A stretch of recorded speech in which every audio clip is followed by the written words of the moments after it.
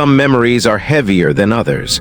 Some nights stay trapped inside your bones long after the sun comes up. I tried to bury what happened that night, told myself it wasn't my fault, that I was just the one holding the camera. But denial doesn't erase guilt, and it certainly doesn't erase the footage. I filmed it, the ritual that broke her, the ritual that paralyzed Wendy Williams. I still have the footage. I could have stopped it. I should have. Every time I close my eyes, I see it replay, the flicker of candlelight, the circle drawn on the cold marble floor, the shadows gathering like smoke. Wendy, standing there confused, trusting the people she should have run from. And me, hidden behind the lens, pretending I was just an observer. I told myself if I didn't interfere, I couldn't be held responsible. But deep down, I knew better. I wasn't a bystander, I was a participant. The camera made me a part of it. It recorded everything, every whispered chant, every unspoken threat, every moment that led to her collapse. There are things people in Hollywood whisper about behind closed doors. Dark rumors about secret gatherings, about the price of fame, about the rituals that decide who rises and who falls. I used to laugh them off just like everyone else, until I saw it happen. Until I filmed it. I tried to destroy the footage, smashed hard drives, burned tapes, wiped memory cards clean. Somehow it always came back. It's like the moment lives beyond the film, stitched into my life, my home, my mind. The harder I fight to forget, the louder it whispers. They say the camera never lies, but maybe it seems too much. I never showed it to anyone, not really.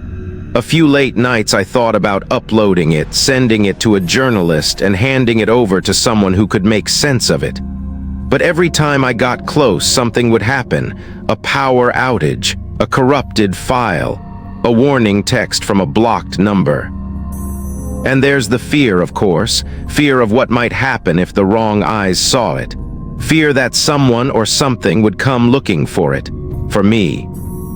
But more than that, there's regret. The kind that doesn't fade with time. The kind that rots from the inside. Regret that I didn't throw down the camera. Regret that I didn't grab Wendy's hand and drag her out of that room before it was too late. You think you know what happened to Wendy Williams. You've heard the headlines, the rumors, the theories, but none of it comes close to the truth. None of it comes close to what really happened that night. The night a ritual in the hills of Beverly Hills changed her life forever, and mine too. This isn't just another Hollywood horror story. This is the kind of story that makes you question everything you think you know about power, fame, and what it costs to keep a seat at the table. And once you hear it, you won't be able to it. I still have the footage, and sometimes late at night when I can't sleep, I wonder if maybe, just maybe, the world needs to see it. But then I remember how the night ended, and I wonder if showing it would only invite something darker into the light. Something that's been waiting. Before that night, Wendy Williams was different. People remember the headlines, the hospital stays, the wheelchair, the guardianship. But there was a time not too long ago when she still walked into a room and made it hers. Her voice was sharp, her laugh even sharper, and when she spoke, people leaned in. There was a kind of electricity about her, like she knew something the rest of us didn't. I first met her during what I can only describe as her last good days. She wasn't the Wendy the tabloids picked apart, not yet. She was still vibrant, still quick-witted, still standing tall in heels that most people couldn't even balance in. She still had that fire in her eyes, the one that said she wasn't done, not by a long shot. That's what made her a target. Wendy wasn't naive. She knew how the game worked. You don't get to where she was without understanding the unspoken rules, the alliances, the betrayals, the favors you can't say no to. She dodged plenty of traps before. But this one was different. This wasn't a scandal you could pay off or a headline you could outrun. This was the kind of thing that didn't just end your career, it ended you. It all started when the invitations went out. They don't send paper invites for these kinds of gatherings. No glossy gold embossing, no fancy RSVP cards. Just a whisper, a suggestion from someone you can't ignore. An assistant mentioned a private evening in Beverly Hills. A stylist casually asking if you're ready for the next level. A manager insisted that showing up would remind everyone who you really are. You don't get details. You just get a time, a place, and the expectation that you'll show up polished, smiling, and ready to play along. That night, Wendy was radiant. She wore a midnight blue gown that caught the light with every step she took. Her hair was swept up, her makeup flawless, her smile the perfect balance of charm and challenge. She looked like royalty. She moved like she belonged there, like she wasn't afraid. But I noticed things, small things. The way she hesitated at the door. The way her hand lingered on the wall when no one was watching, steadying herself. The way she looked at the others in the room, not with recognition, but with calculation. She knew she was walking into something more than a party. Still she smiled. Still she laughed. Still she did what she always did. She made herself impossible to ignore. I was there because they told me to be, not her, not really. I was one of many small pieces moved into place that night. My job was simple: film what needed to be filmed. Capture the beauty, the mystery, the power, no questions, no second thoughts. But from the moment I stepped into the mansion, I could feel it.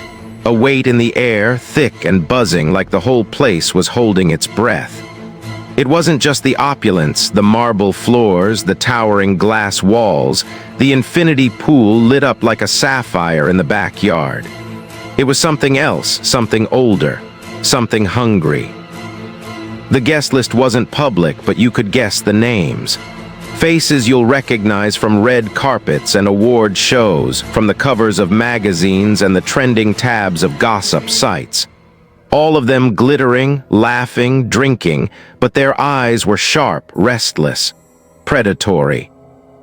And at the center of it all, orchestrating it with the ease of someone who had done this many times before, was.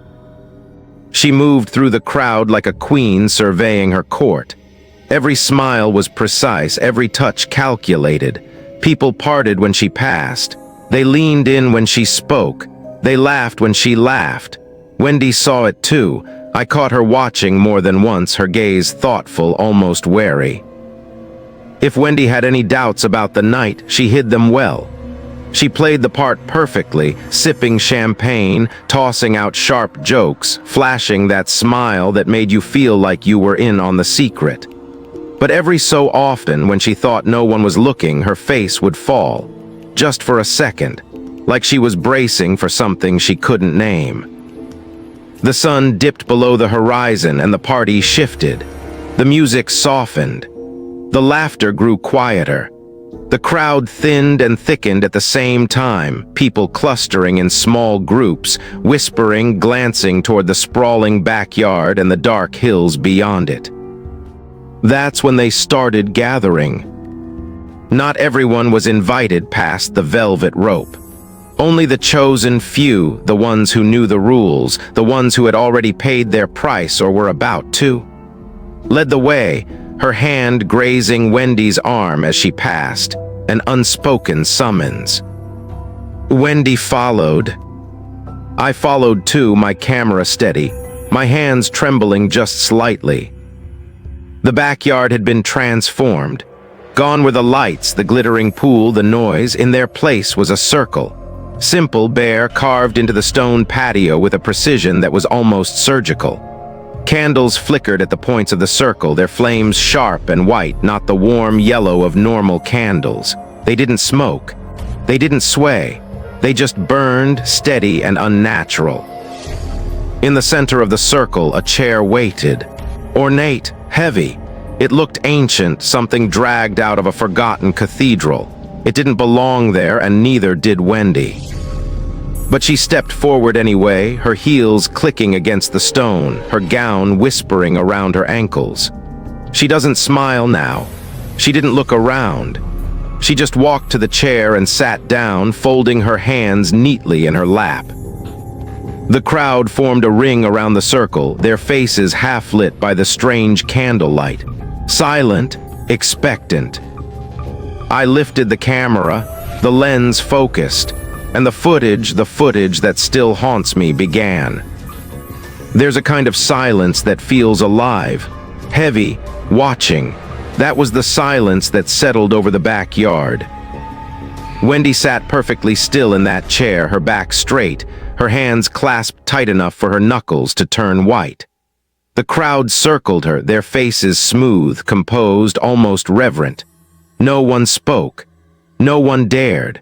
The only sounds were the quiet flicker of the unnatural candle flames and the soft, almost imperceptible hum in the air, a vibration just at the edge of hearing. And then stepped forward. She didn't raise her voice. She didn't have to. With just a small motion of her hand, she commanded the attention of everyone in that circle, including Wendy. In her hand held something small, black, shimmering.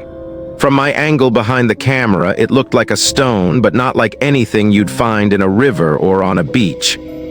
This stone pulsed, not visibly, but with a weight you could feel in your chest, a gravitational pull that made your breath catch and your skin crawl. She moved with slow precision toward Wendy, her steps deliberate, almost ceremonial. Wendy's eyes tracked her, wide but steady. Knelt before her. The stone hovered inches from Wendy's chest, and for a long moment nothing happened. The tension in the air twisted, coiling, ready to snap. And then spoke. No microphone, no amplification. Just her voice, low and soft, carrying effortlessly in the stillness. "You've been chosen," she said. "Your voice carries more than words. It carries power, power that has run wild, power that needs direction." Wendy didn't respond.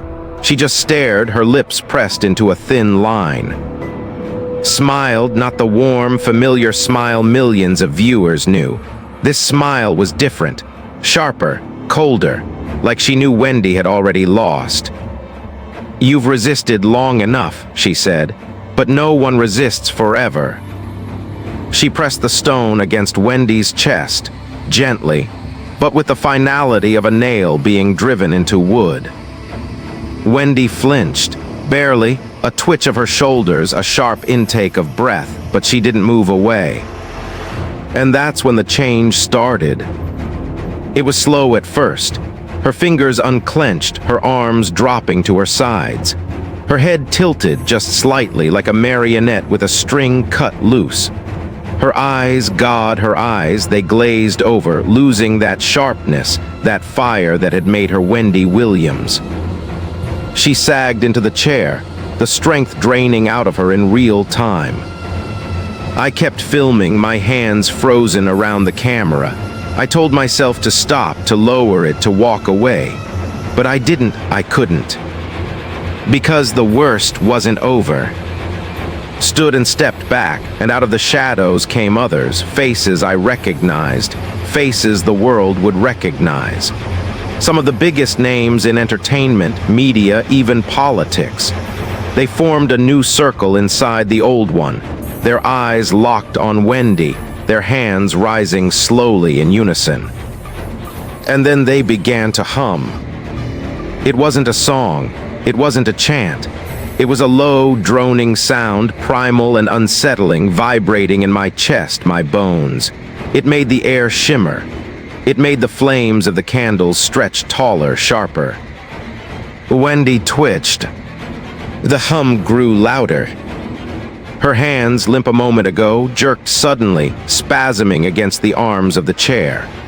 Her body convulsed once, violently, and then settled again, slumped and defeated. The circle tightened.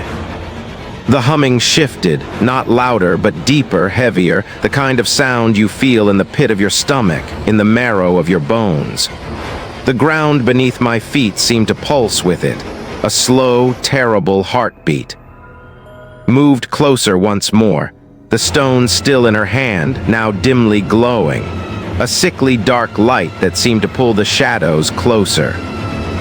She leaned down, whispering something into Wendy's ear, something too low for the camera to catch, something I'm not sure I even wanted to hear. And then Wendy nodded. Just once, small, almost imperceptible. But it was enough. The humming stopped. The air snapped back to stillness, the sudden silence louder than any noise. The candles flickered once and went out, plunging the backyard into near darkness. And Wendy, she didn't move. Not a word, not a breath. She sat there, hollowed out a shell. Straightened, pocketed the stone, and turned to the crowd. "It's done," she said. The crowd began to disperse, peeling away into the darkness without a word, without a glance back at the woman left slumped in the chair. I stayed frozen, the camera still rolling, my heart pounding in my chest. Wendy didn't move. Not then. Not for a long, long time. Wendy didn't leave that chair under her own power. Two men dressed like caterers but with faces too blank, too careful, lifted her by the arms. She didn't resist. She didn't blink. She didn't speak. Her body was limp, her head lolling slightly to the side like a marionette with its strings cut too short. They carried her inside, not like a guest being helped after too much champagne, but like a possession being tucked away.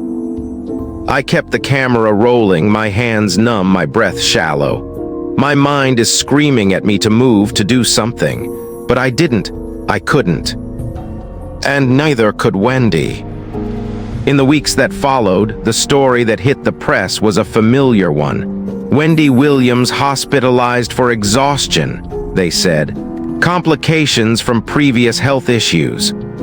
A polite, sanitized version of the truth, polished up and fed to the public like so many other stories before it. But I knew better. I had seen the way her body went slack. I had seen the way life drained out of her eyes. And no headline could explain the hollowness I had witnessed. Her show, once the crown jewel of daytime gossip, started to falter. First, there were the missed episodes. Then the strange, stilted performances, Wendy sitting stiffly in her chair, her words slow, her spark dimmed. Viewers said she didn't seem like herself. They speculated about rehab, about health problems, about burnout. No one guessed the truth. No one even came close. Because the truth is, Wendy didn't just get sick. She was broken, hollowed out. And no one, not the executives who made millions off her name, not the network, not her so-called friends in the industry, did a damn thing about it. They circled the wagons, they closed ranks, they protected the machine. Not Wendy's. The people who owed her their loyalty, their careers, sat in silence while she fell apart on national television. They called it support, whispered statements about giving her privacy, letting her heal. But it wasn't privacy they were giving her. It was isolated. It was a slow erasure. The Wendy who had once commanded a room with her voice, her laugh, her fire, she was gone. Replaced by someone quieter, smaller, fading right before our eyes. And the worst part, no one seemed surprised. Not really. Because deep down, the industry doesn't mourn its martyrs. It doesn't grieve the ones it consumes. It just moves on to the next. I kept the footage, locked it away. I told myself it was for her protection, that I couldn't release it without endangering her further. But the truth, I kept it because I was too scared. scared of what it would reveal, scared of who it would anger, and most of all, scared of what it said about me, that I had stood there and watched it happen, that I had done nothing while one of the most powerful women in the media was broken in front of me. I told myself there would be a right time, a better time, a safe time. But deep down, I knew that time would never come. Because the kind of people who orchestrate something like that, the kind of power that can hollow out a human being and then erase the evidence, they don't leave loose ends. They bury them. Wendy's story became just another cautionary tale in an industry full of them. A whisper, a rumor. And yet somehow she's still here. Still breathing. Still fighting in her own way. And that, more than anything, is why I'm telling you this. Because the story isn't over. And neither is she. I wish I could tell you I screamed, that I lunged forward, that I did something to stop it. But I didn't. I stood there paralyzed, as in the others circled Wendy like predators who had already won. The chant shifted, it wasn't words anymore. It was a sound pulled from somewhere deeper than language, a vibration that rattled the air. You didn't hear it, you felt it like it was tuning the bones inside you. Wendy was upright now, not moving on her own, but held there as if invisible strings were pulling her taut. Her fingers twitched. Her head lolled to one side. She wasn't awake, but she wasn't unconscious either. She was caught between, hovering in a place where human bodies aren't meant to linger. Stepped forward again, holding something new. Not the dagger this time. A small object, metallic, round, something old. Something is wrong. A mirrors. It didn't reflect the room. It didn't even reflect Wendy. It seemed to drink in the candlelight, turning it into a swirling dark pool. I couldn't look away from it, and neither could Wendy. Her eyes snapped open, wide, glassy, almost frantic. The mirror hovered inches from her face, and for a moment I saw something shift behind her eyes like a storm rolling across calm water. Her mouth opened, but no sound came out. Only a thin line of drool slipped down her chin, catching the edge of the flickering light. That was when it started. Her body jerked once, hard, like she'd been struck by something I couldn't see. Then again, sharper this time. She convulsed, her legs kicking out, the chair scraping against the floor, but the invisible strings held her firm. The chanting rose again, louder, frantic.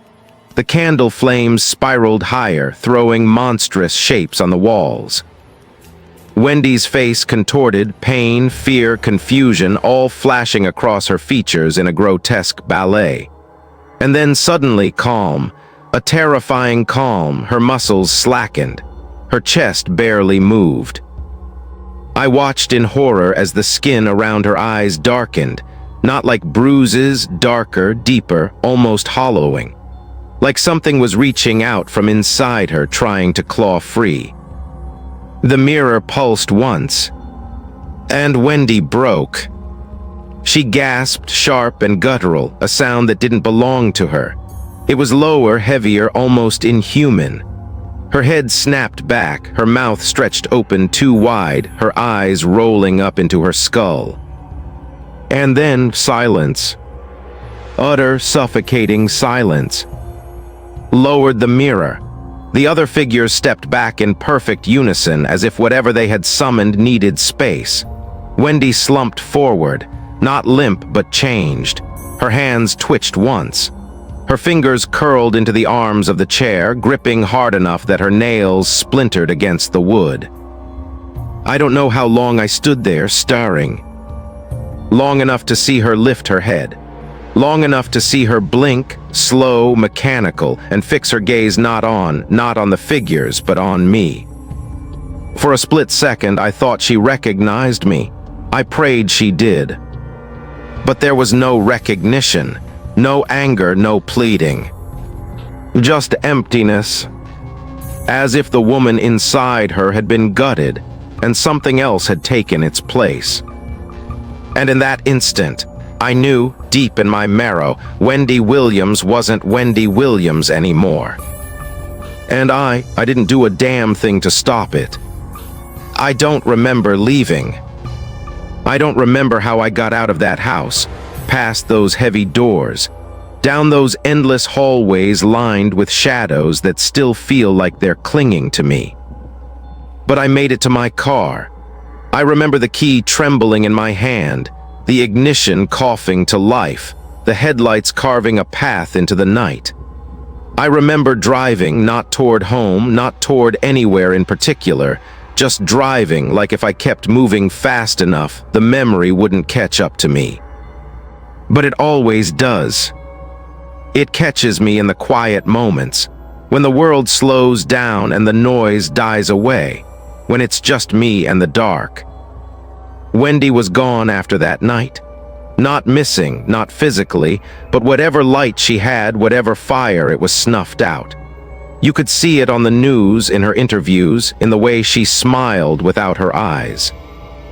They said it was a health issue, stress, exhaustion. They didn't know what I knew. They didn't know what I still have tucked away, locked in a hard drive that's never touched the internet, hidden in a safe so deep even I forget it's there sometimes. The footage, every shuddering candle, every whispered word, every horrifying second of Wendy losing herself to something none of us could name. I've watched it once, only once. It was enough. And maybe one day, when the fear is finally outweighed by the need to be heard, to be believed, maybe I'll show it. Maybe I'll show the world what really happened that night. But for now, I live with the weight of it, the knowledge, the regret. I stood there, I watched, and I did nothing. Wendy paid the price, and I carry the debt. There are nights when I wake up in a cold sweat, convinced I hear her voice, the real Wendy, not whatever hollow thing was left behind, calling out from the other side of that footage, asking me to do something, to fix it, to save what's left. But I can't, because once you open a door like that, there's no closing it again. You just live with the draft, the cold, the whispering that never really stops. And if you ever see that footage, if I ever get reckless or brave enough to let the world see what I saw, just remember one thing. Some rituals don't end when the candles burn out. Some stay with you forever. Whispers never die, shadows never sleep, and truth never forgets who dares to listen. If you heard what I heard, if you felt what I felt, don't leave in silence. Leave your mark below. Would you watch it? Would you stare straight into the dark and not look away? And if you're one of us, one who still listens when the world tells you not to, subscribe. Stay close, the next story is already stirring. And it's closer than you think.